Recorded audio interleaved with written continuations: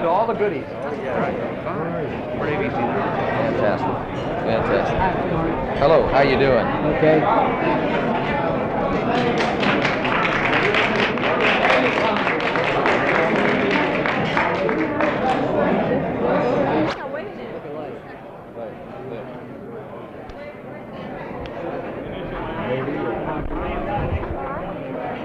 Let's see.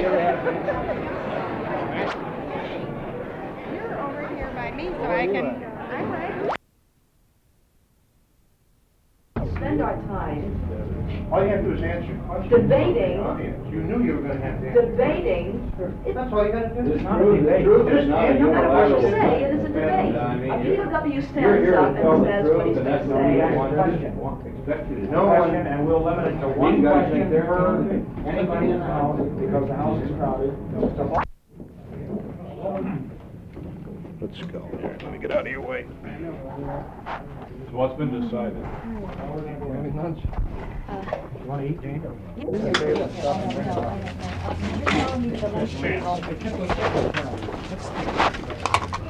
We're going to. No, we're going in to have lunch with the press right now. What is How are you doing?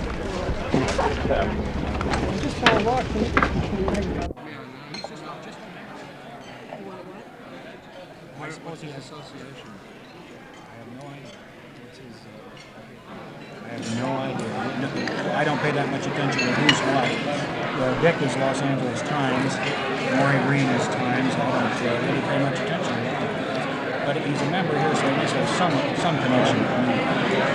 You think so?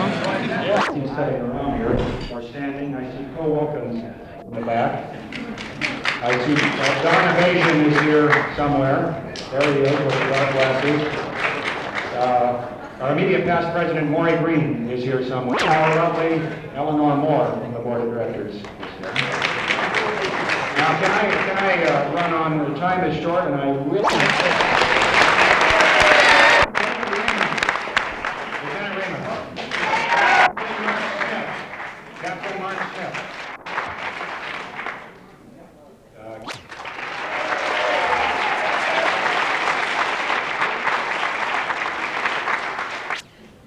I am pleased that they have accepted our invitation to the press club. We will conduct the meeting exactly as we always do. They will speak for a few minutes. We will then, or they will then, recognize questions from the floor. Let me introduce to you from the Indochina Peace Campaign, Jane Fonda and Tom Hayden.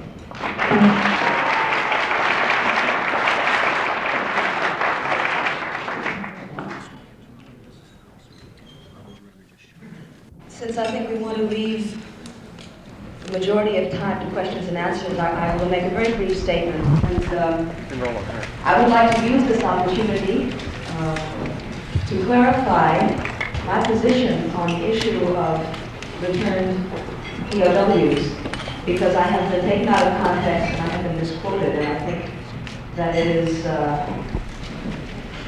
very serious the way that this has been done. My statement was, has been, and continues to be not that each and every story being told by returned pilots is a lie. I have no way of knowing if every story is true or not. I was not there. I was not in the camps. I never saw the inside of a camp. And I do not believe that brutality from anyone against anyone is justified by the Watergate administration for very specific reasons.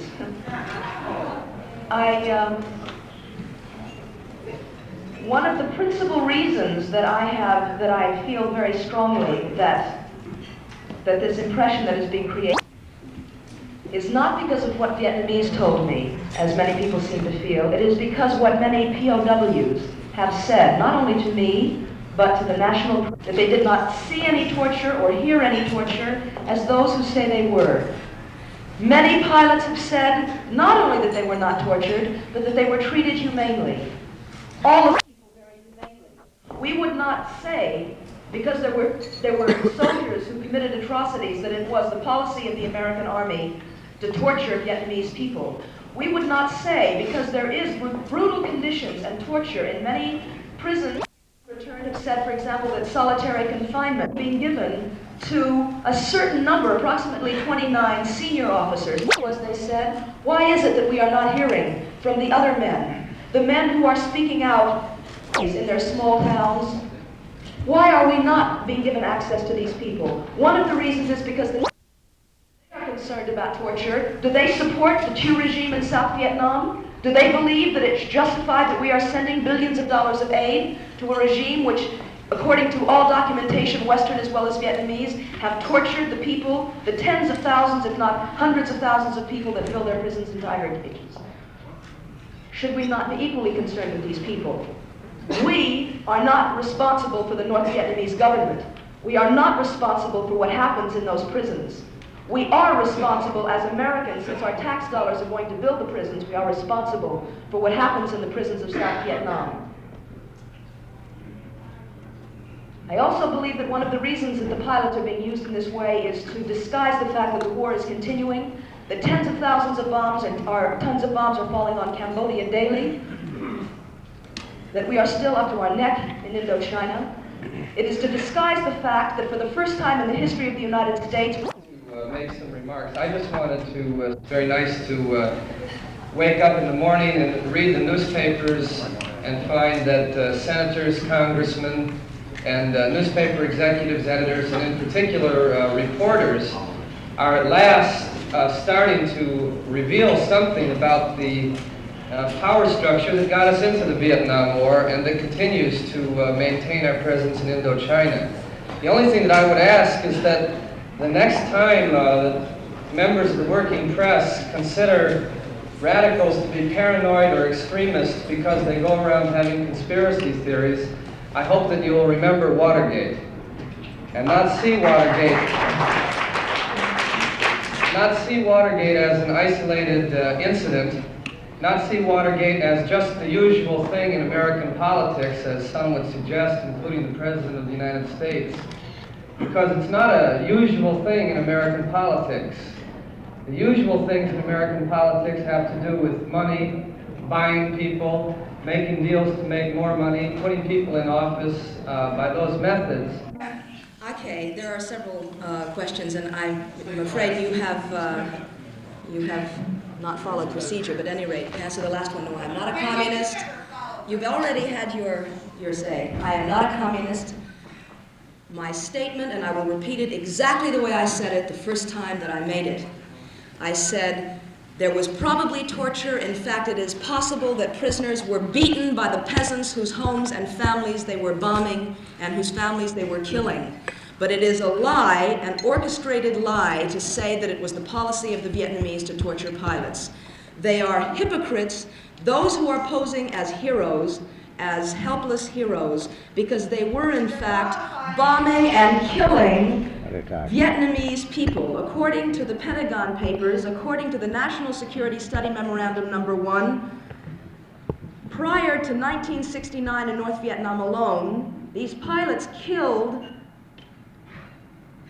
approximately 59,000, it may be more, but at least 59,000 civilians in North Vietnamese alone, in North Vietnam alone. I have seen with my own eyes the hospitals, the churches, the schools, the factories, the marketplaces. I have seen the babies with their hands and feet blown off.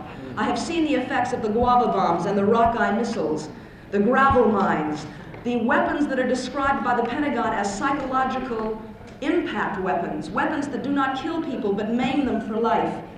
And when I spoke over the radio in Hanoi, it was not to ask soldiers to defect, desert, or to stop fighting, but to consider, as I have for years been asking people in this country, as people have asked me, as soldiers who have come back from Vietnam have asked me, to consider what it is we are doing, what we are allowing to have done in our names.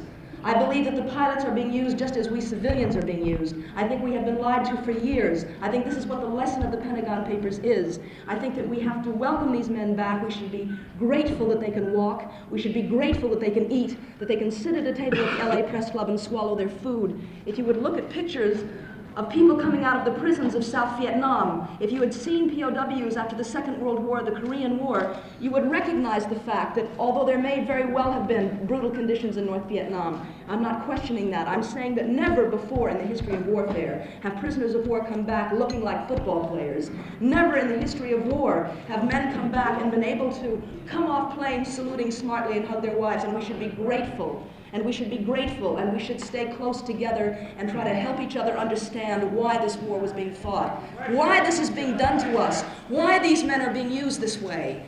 Not do ourselves and them the disservice of making them into heroes. Why not the legless and armless vets who have come back to welfare? Why not all those men who died over there You on the have ground? not answered my question, Mrs. Hayden. Why aren't they heroes? You have not answered my question, Mrs. Hayden. Okay. Would you identify yourself, please? Oh, Tom, if the networks would clear 90 minutes, would you be willing to debate? I'll bring a civilian ex-POW, a mature man who is, would you be willing to debate? I have to leave. I'm sorry, I didn't think they had guts.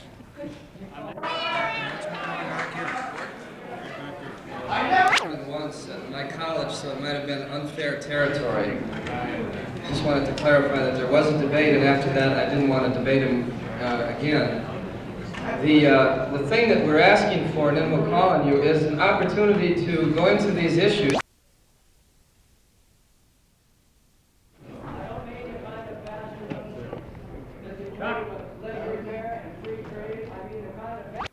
Met the United States Army. It seems that from most of your statements, you seem to give the impression that all people were kicking F-4 jets over North Vietnam when they were captured, were dropping bombs on people. I was an advisor to a Vietnamese unit in Northern 3 Corps in April 1972 when 20,000 North Vietnamese and 200 tanks showed up to overrun the camp. The South Vietnamese soldiers in the camp thought, well, the camp was overrun, I was captured the next day. I can't go along with your saying that I'd like to know what you base your facts on when you say that it wasn't the policy of the North Vietnamese in order to obtain anti-war statements and things of this nature from American prisoners. You say that wasn't the policy, it was just some cruel camp commanders. Well, I have seen the book, which is put out by the National Front for Liberation of the Republic of South Vietnam in conjunction with the Democratic Republic of Vietnam, which states in the book exactly how much prisoners of war will be fed, which was almost nothing, which says who shall be placed in solitary confinement in holes under the ground, which says who will be beaten, who will be tortured. I would like to know what you meant when you say you didn't want American soldiers to, you were just appealing, speaking to the men that load the bombs and speaking to the pilots. I'm speaking to all you people on the aircraft carriers. Were you advocating that they commit acts of sabotage or just mutiny? Is that the question? Yes. If that's what I had been advocating, that's what I would have said. What I said was that I was speaking to all those men, anyone who could hear me, and then every day, at my own request, speaking without a script, I described what it was I had seen, as you know well. The hospitals, the women, the children. I read from the Pentagon Papers. I said essentially what I have said here. And I said we should all consider what is being done to ourselves. I said, I don't think it's possible, either for we as civilians back home or for people in planes thousands of miles in the air, to push buttons and pull levers or to sit back here and pay taxes to carry on this kind of a war without it destroying our souls. And that we should all consider very seriously how we are being used and why. This is what I said. I have worked with soldiers long enough to know that it is not the place of a civilian to ask a soldier to desert, defect, or do anything that could get him sent to a stockade. And that has always been my position. And in reference to what you said, I would like to read some quotes, for example. Douglas Ramsey. It's 1:30. I ask you this because this is a rather unique and unusual roundtable because Miss Fonda is in no condition to get out. We have a time problem. So let's get them out of this room, please. We have a few newspapers here that members of the press looking at and reading. It will be up here on the table in the front if you can pick them up on your way out.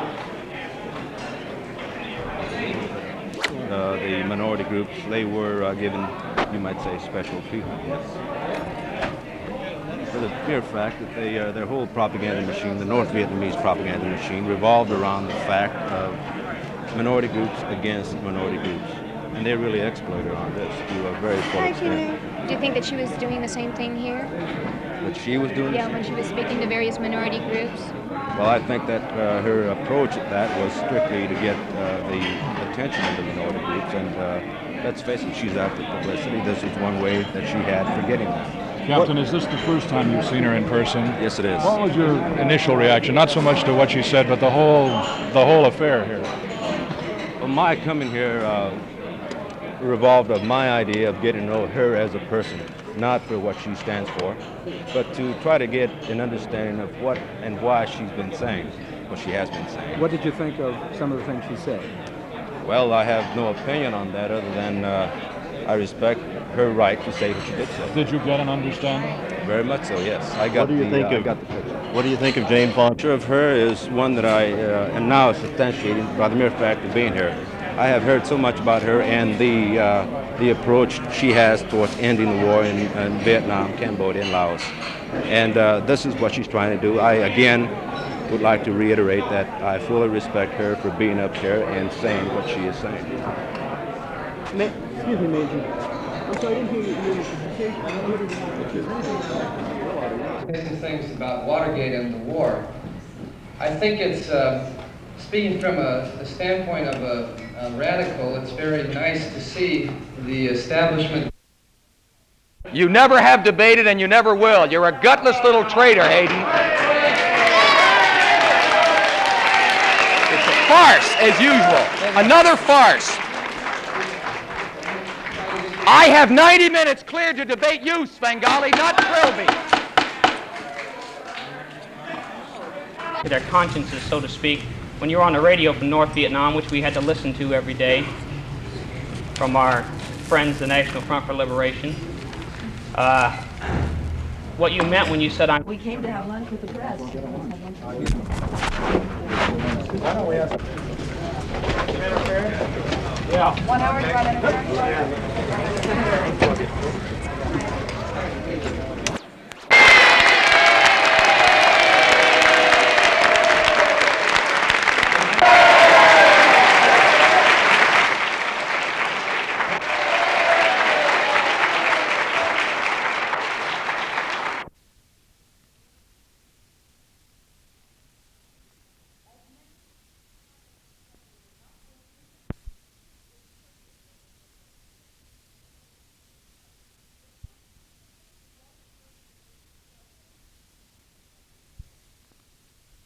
Squeeze. Could we kind of make a path over here? They're going to go in the office and they may be back.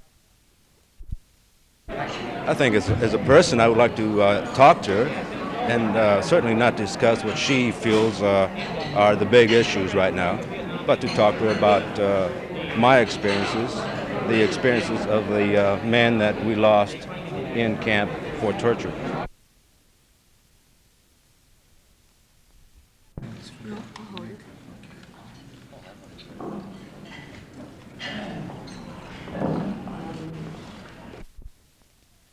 What I have said is a lie is the impression being created by a small group of senior officers chosen by the Pentagon to participate in a series of national press conferences.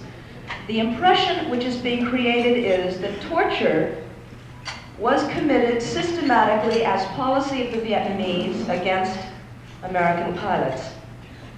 I believe that this is a lie that is orchestrated by the Pentagon.